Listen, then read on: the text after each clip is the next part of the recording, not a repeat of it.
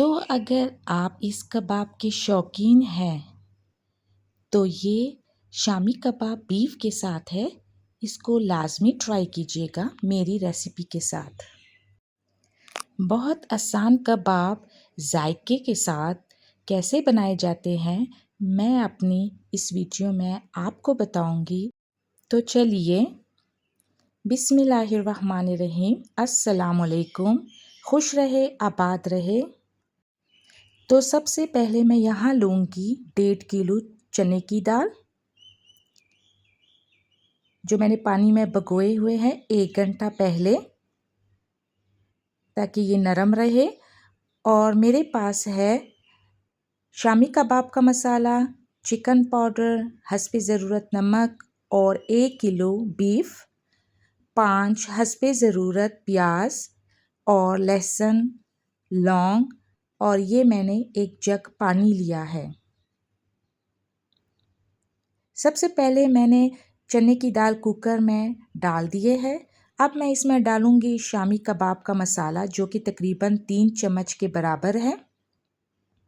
इसमें मैं डालूंगी 1.5 चम्मच चिकन पाउडर और इसके बाद जाएगा इसमें हस्बे ज़रूरत नमक, जो कि आधा चम्मच है।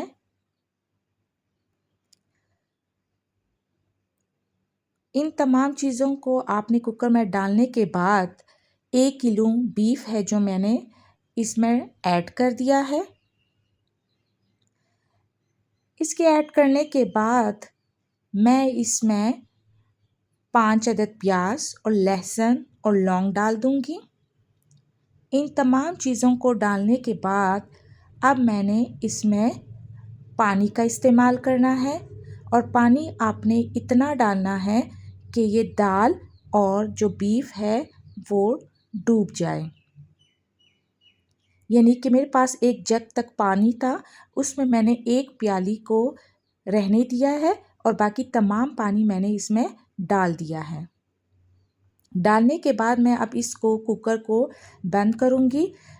गोश्त और दाल को गलाने के लिए रखूँगी तकरीबन 1 घंटा। 1 घंटे के बाद ये देखिए अच्छी तरह गल चुके हैं दाल और गोश्त। अब मैं इसको पीसूँगी, मैश करूँगी, ताकि तमाम चीज़ें जो इसमें मैंने ऐड किए थे वो अच्छी तरीके से मैश हो जाए। ये देखिए इसमें जो गोश्त है उसको हमने रेशा रेशा बनाना है, प्याज और दाल और बाकी मसाले, ताकि ये सब यकजां हो जाएं। अच्छा, एक और पॉइंट पे भी आप मैश कर सकते हैं कि आप इसको मदानी के साथ कुकर में भी मैश कर सकते हैं अच्छे तरीके से। अब मैंने इसको अच्छे तरीके से मैश करती रही हूँ और इसको मैंने इन सब मसालों को, दाल को, गोश्त को परात में डाल दिया है। और अब जो है इसके अंदर कुछ चीज़ें जाएंगी। सबसे पहले मैं इसको सेट करूँगी। सेट करने के बाद जो है मुझे यहाँ पर 2 अंडों की ज़रूरत पड़ेगी। ये मैं इसमें 2 अंडे ऐड करूँगी। ये एक और अंडा। इससे ये होता है कि कबाब टूटते नहीं हैं, इसलिए अंडा डाला जाता है। अब इसमें मैं ऐड करूँगी पुदीना, हरा पुदीना और धनिया। हस्बे ज़रूरत आप जितना डाल सकते हैं। और यहाँ पे जाएंगी 3-4 हरी मिर्चें जो कि मैंने बारीक कटी हुई है। और यहाँ पे मैं थोड़ा सा जो है वो चाट मसाला ऐड करूँगी।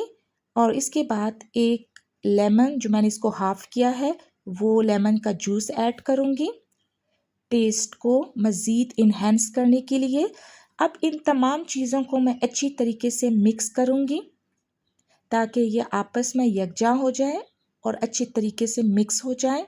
मिक्स करने के बाद आप इस टिकिया बनाऊंगी गोल गोल, जो कि आप देख सकते हैं, जो कि मैं बना चुकी हूँ।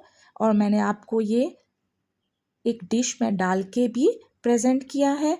और इसका एक और पॉइंट भी है कि आप इस शॉपर को इसके ऊपर रख कर आप इसके 2, 3, 4 तह बना सकते हैं। अगर आपके पास डिशेस की कमी है या फ्रिज में जगह की कमी है, तो ये ख़ास पॉइंट मैं आपको बता रही हूँ।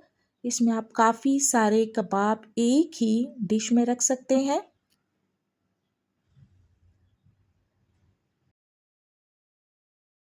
इसमें से मैं कुछ कबाब लूँगी जो कि मैं तलूँगी।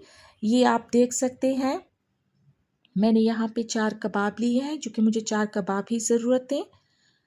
और इसको मैंने अच्छे तरीके से लो फ्लेम पर गोल्डन कलर में इसको चेंज करना है। ये हमारे पास कबाब तैयार हो गए हैं। इसको मैंने एक ट्रे में आपके सामने प्रेजेंट किया है। आप इसको नाश्ते में पराठे के साथ भी खा सकते हैं, जो कि मैंने नाश्ते के लिए ये कबाब रेडी किए हैं।